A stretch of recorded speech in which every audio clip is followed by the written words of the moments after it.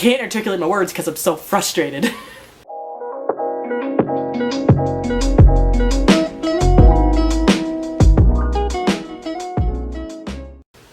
Hey y'all, it's me, Cecilia. Welcome back to my channel. So today is gonna be a rant review. I think I've filmed rant reviews, but I don't think I've actually edited and uploaded them, so hopefully this one goes up. But I finished a book last night that had me so frustrated, so upset that I needed to talk about it. And you probably wonder what it is. I gave it 1 star. It was so bad. It's 96 Words for Love by Rachel Roy and I think it's Ava Dawn? I have to check. No, Ava Dash. And I'm trying to figure out like how to section this off because I did not write any notes for this. I'm just going off of what I've thought. So if you're wondering, I listened to this on audiobook and oh wow, what an audiobook. I mean, there was nothing bad with like the narrator. So like, it was just the contents of the story were so shit. Let me go into what this book is about in case you don't know. So we have this main character named Raya. She is mixed race. I believe she is half black and half Indian. And she has gotten accepted into UCLA and she doesn't know exactly what she wants to major in. She's still trying to figure that out. And at the beginning of the novel, her grandma dies, who was very important to her and she loved very much. But she hadn't seen her in a couple of years because she moved back to India because before she lived with them. Once this happens, she gets like a call right before her grandma dies from her grandma saying, "I left you something in the ashram in India that I went to when I was younger." And she told the same thing to Raya's cousin, who I can't think of her name for the life of me at the moment. She was very unforgettable. But they basically agree to go to India. So she flies to India for a month to stay at this ashram and figure out what her grandma left for her and her cousin. And you think this sounds like a nice premise. You think this sounds like, oh, they're gonna find some stuff. Oh boy, just what happens. This is also a retelling of Shakuntala and Dushyanta. I believe that's how you pronounce them. I know, but oh wow. When I say that this plot feels like more of a subplot in this book, you'll understand. Let me go with aesthetic wise first. So we all know, you see, my pros of this book is basically it's got a pretty cover. Those are my pros. The writing style wasn't terrible, like it wasn't anything to rave about, but like it didn't make my ears bleed. Just when I listened to the words that were being said, then my ears started to bleed. Writing style just seems like a very typical like YA contemporary writing style, so it wasn't anything to like boast about.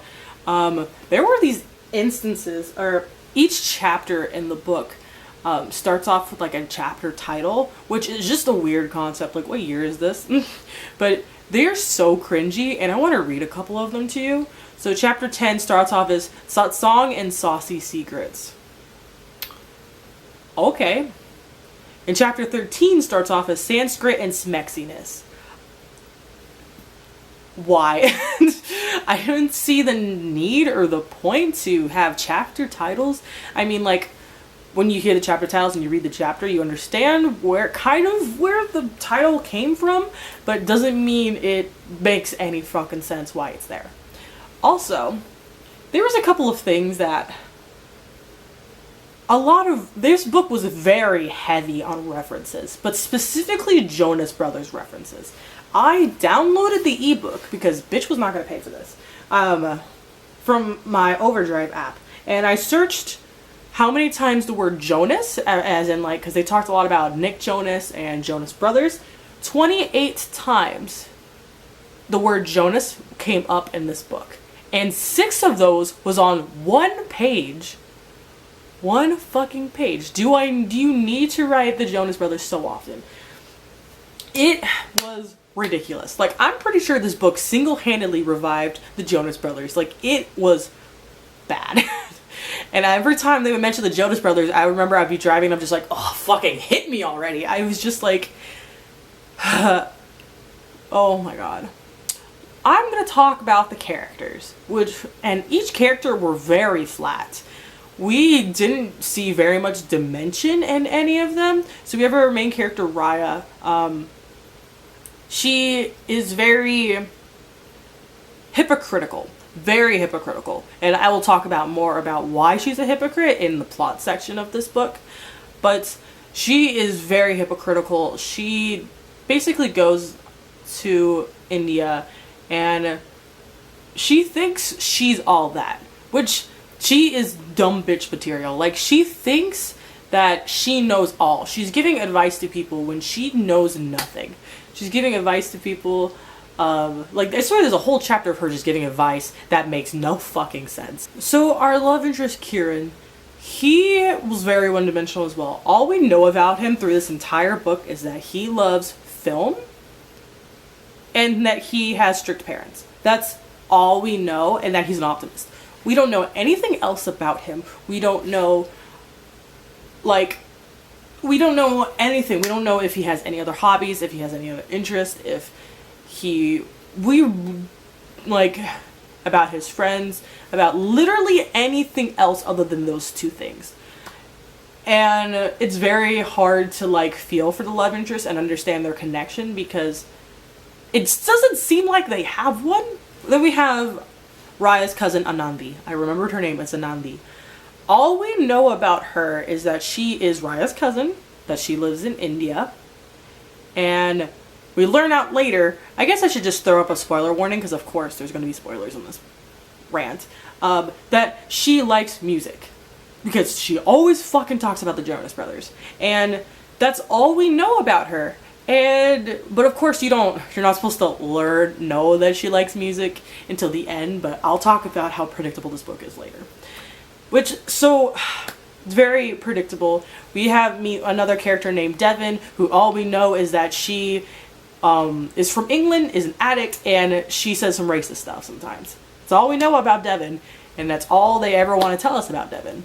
We know Pilot, who used to be a Disney Channel star, and is gay, and has a dark secret. That's all we know, and the dark secret is not even that dark, so again, we don't know anything about, like, any of these characters to empathize with them, to feel with them, or to just see them as being relatable. They are not fleshed out enough. Not even like I couldn't even tell you what personalities they have, because they all just seem like the same person with, like, oh, I like music, oh, I like film, oh, blah, blah, oh, blah, blah, oh, blah, blah. I'm going to get into the plot, I'm going to go settings first. This book is set in an ashram, which is basically, from my understanding of this book, is kind of like, is like a Hindi temple kind of thing. Not exactly a temple, but kind of a place where people go to spiritually align with themselves. Kind of like a pilgrimage, but instead of, like, going on the long trek, you're just kind of here and you're trying to work on yourself spiritually. And like an eat, pray, love situation kind of thing. And I sometimes forget, unless they were talking about the routine of the ashram, you kind of forgot that it was an ashram. It really, a lot of this book didn't feel like we were in India. And I don't know if it's supposed to feel like that we are in India. A lot of the characters who are from India sound very American. And even the people who weren't from America, like we have some people who are from Australia, England, and everyone felt like they were from America. Like, if I was physically reading this book, I would have been like, oh yeah, we're in America. But of course, since I was in the audiobook, the narrator did different accents with everybody, which I can't tell you if the accents are good. I'm never a good indicator of good accents or not. But that's the only way I could tell the different, like, where to remember, oh yeah, you're from this country. The setting was just not, I don't know, it wasn't very descriptive. I guess I didn't understand it, but like, I didn't get the feeling that, oh yeah, we're not in America. So I'm going to talk about the plot, which is, oh my god. So like I said, when I was explaining it, that Raya goes to India with her cousin. Well, her cousin Anandi already lives there, But her and Anandi go to the ashram, which is in like a small village. And while they're there, they are trying to acclimate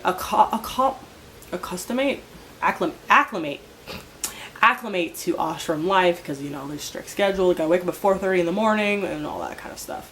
And they're doing all this, and at first it just seems like you can tell there's like that their mission is to find the what their grandmother left for them. Their grandmother left them photos, which eventually lead into them finding a journal, or two journals actually. One that was full of poetries in Hindi, which Anandi took and read, since she can read Hindi and our main character Raya cannot. And she also had a journal written in English from their grandmother about her time there, and which is the one that Raya reads. And I didn't have anything in problem with like the actual journal entries. I thought those were pretty interesting to read about or to listen to see.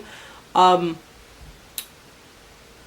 issue was that Raya would read these journal entries and would be the dumbest bitch alive with them. So some of these journal entries, it was mainly her grandmother talking about how she fell in love with this man, this Barater, I think it's Barater from Varanasi, and how much she like kind of fell in love with him while she was at the ashram. And their grandfather was a barrister from Varanasi, and Raya, when she reads that, she's like, wait, so this isn't Grandpa? Oh my gosh, maybe she just met another barrister from Varanasi. And I'm like, why are you fucking stupid? Like, no, what are the odds that she would have fell in love with this barrister from Varanasi, dumped him, and then married your grandfather, who was also a barrister from Varanasi? That makes no fucking sense. And literally Anandi, this entire book, like, she thought about, Raya for this entire book thought that the man that her grandmother fell in love with was not their grandfather. And Anandi this entire time was like, yo, you're being stupid. It's our grandfather. And Raya was like, no, it can't be. Like, and then when she finds out, she was like, oh, that's upsetting. I'm like, oh, you're fucking stupid. Oh my god. It annoyed the living shit out of me. So, let me get into the love story, which dominates this 2/3 of this book. So we meet, I've already fucking forgot his name. So then we meet Kieran, and he is at the ashram because his parents forced him to, after he posted a video on Twitter, like a satirical video on Twitter. Which, I don't know, it's weird. I'm not going to talk about that aspect. But he goes into there, he goes to the ashram, and he's bashing the ashram, the entire system, because he doesn't do all the prayers and all, and the chanting and waking up at 4:30 in the morning. Like, he doesn't do all that shit. He's just there because he has to be, and he breaks the rule of like no technology and all that kind of stuff. And they have this like first love at first sight moment at the beginning, because he is basically like kind of helping them move in. And first look, love at first sight irks the shit out of me already. But they fall in love very quickly, and it's really hard to see why. It felt a lot like lust to me. Like, he helped her find the journal entries, but other than that, I saw very little connection with them. They seemed like they had nothing in common. They had, like, spiritually and ideologically of what they were doing was extremely different. One was a high optimist, the other was a high pessimist, and they just seemed like they clashed in a lot of ways. And so I don't understand how they fell in love. And there was a lot of description, well, this wasn't a thing. There's a lot of descriptions of them making out and them having sex in a sacred garden. Like, y'all need to calm your horniness. Like, stop it. They had sex in the sacred garden 3 fucking times in this book. I mean, it's like a fade to black kind of sex, but you still, again, in the sacred goddamn garden. y'all need to calm yourselves. Like, go have sex somewhere else, I swear to God. But their romance felt very forced to me. This entire book, it didn't make any goddamn sense why they were together. And at the end of this, I'm rushing myself. So while this is going on, her Raya is periodically reading a couple entries of her grandmother's journal every day, and her love story, Raya's love story with Kieran, resembles her grandmother's love story, which resembles the telling of the Shanta and Shakuntala, and which when we heard it, it wasn't a bad story, but she takes whatever her grandmother did, I guess, very seriously, and basically says like, oh, whatever my grandma does or did with this mystery man is what I'm gonna do with Kieran, which is very fucked up, especially because he even says, like, there's a point in this book where she's like, I'm gonna tell him that I don't want to see him anymore and that we are just on different paths and fuck him, basically. And so she does that, but she doesn't read the rest of the journal entry to know that they get back together. So she just breaks up with Kieran, and then she reads the section where her grandmother was like, oh, I went to go find him because I love him. And she was like, oh shit, why did I do that? Because my grandma didn't do that, so I guess I should go in and love Kieran. And I'm like, what the fuck? I was like, what are you doing? Like, oh my god. Like, you say you love him, but it doesn't feel like it. It doesn't seem like it. And of course, they are from different countries. She wants to go to UCLA, or she's going to UCLA and all that stuff. And he will be in India. And she's not willing to compromise at all until you'll see it at the ending.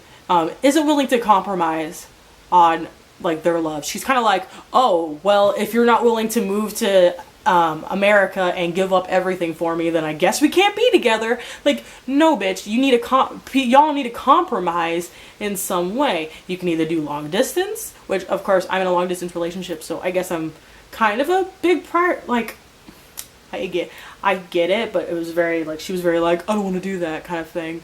And she basically just suggested, hey, you come move here with me. And once he said, like, well, what if you came to college here? She blew the fuck up. And I was like, aren't you doing the exact same thing to him? Hypocrite. Let me talk about the hypocrisy that she does. So, Anandi, about 3/4 of the way through the book, is hinted, it's very, very not hinted, that she wants to study music and she loves music. And she just throws in random conversations of knowing all of these different notes that you wouldn't know unless you've studied music. Which I cannot tell you right now because I didn't study music. But she finds out that Anandi is learning how to play the sitar, which I believe is like a triangle kind of guitar. And she blows up about it and saying, oh my god, you kept a secret from me, and like, I don't know, why would you even do that, and all this stuff. But throughout this entire book, she was keeping her relationship with Kieran a secret from Anandi. And I was just sitting here like, so you're getting mad at her for keeping a secret from you when you're keeping a secret from her. What? Like, the audacity of this bitch. You cannot get mad at someone when you're doing literally the exact same thing. And the worst part was, in that situation, she didn't come clean about her relationship with Kieran. She didn't come clean about that for another 2 fucking chapters. So I'm just sitting here like, oh my fucking god. Now, I'm going to get into, I guess, the more serious topic of that happened in this book, which I thought was done poorly. And I'm not the only person. I looked on different Goodreads reviews to see if I was big stupid or what happened, but I'm not the only person who thought that this was poorly done. So, I guess trigger warning for sex trafficking and kidnapping and all of that kind of stuff. So, we have a Raya volunteers at like this the local school that is like very rundown and very small. So she meets Pihu, which I believe she's about 14, and she can read like at like a 1st grade level. Like, she could read, and she basically teaches Pihu how to read throughout her time there. And at one day, Pihu doesn't come back home. And it's at first implied that she was kidnapped, but it doesn't really specify until a little bit later that she was taken by sex traffickers. They all go out and search for her, and they recruit Kieran's mother to kind of help because Kieran's family are like sponsors to women who have been kidnapped for sex trafficking and like in the recovery process.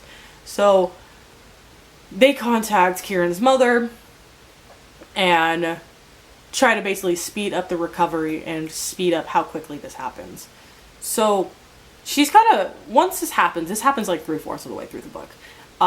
They kind of forget about Pihu for like 4 chapters. And then like in the second to last chapter, Pihu just magically walks up and she was like, oh hey, look, they found me and I'm not seriously hurt or injured, or I'm not psychologically damaged, and like I'm fine and all of these things, and like, hey, I left you like a note. And I was just sitting here like,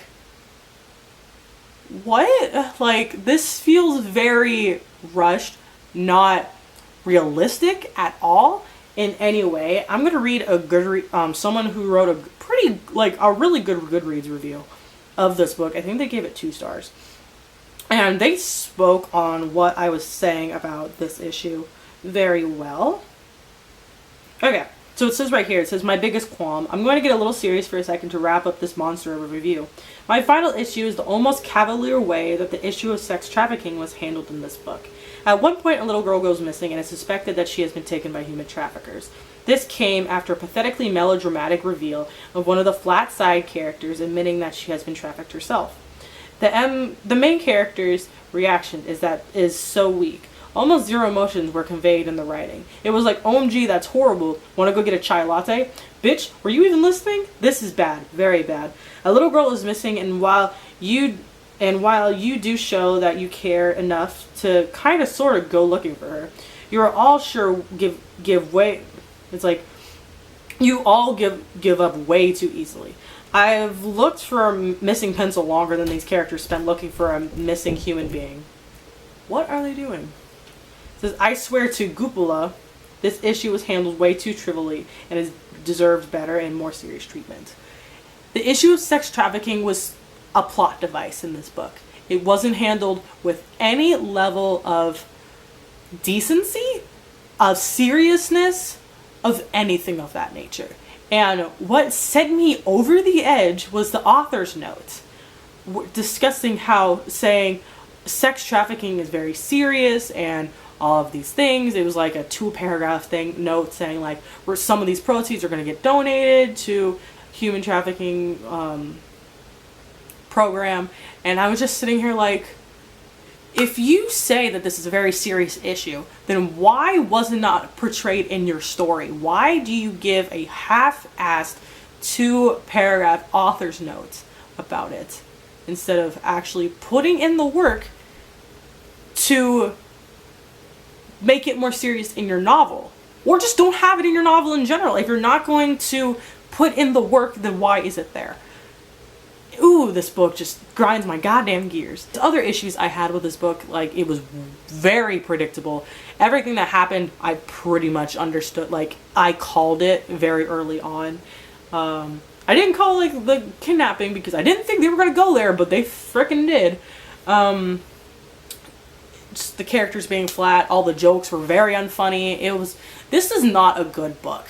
If you want to read a good book, I have 2 recommendations. If you want to read a book that actually tackles sex trafficking in a serious light, I would recommend Sold by Patricia McCormack.